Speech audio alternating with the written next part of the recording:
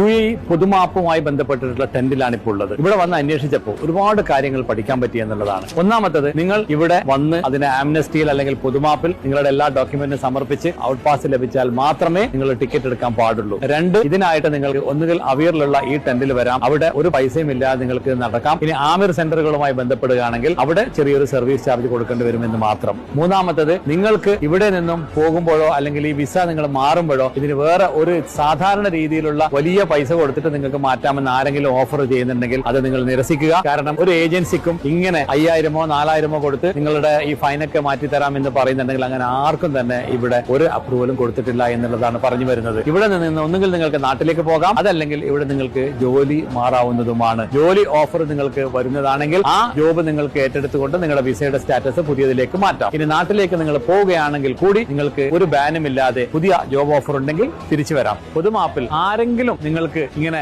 വിസയില്ലാതെ അല്ലെങ്കിൽ ഇങ്ങനെ വലഞ്ഞിരിക്കുന്ന ആൾക്കാരുണ്ടെങ്കിൽ ഈ നമ്പറുകളിൽ കൃത്യമായ ഇൻഫർമേഷൻ ലഭിക്കും. അവരോട് വന്ന് ഇവിടെ വന്ന് ഇതിനെ ക്ലിയർ ചെയ്ത് പോകാൻ പറയുക. ഇതാണ് നിങ്ങൾക്ക് ചെയ്യാൻ പറ്റുന്ന പ്രധാനപ്പെട്ട കാര്യം. മുനീർ അൽ വഫ, വിത്ത് ലവ്.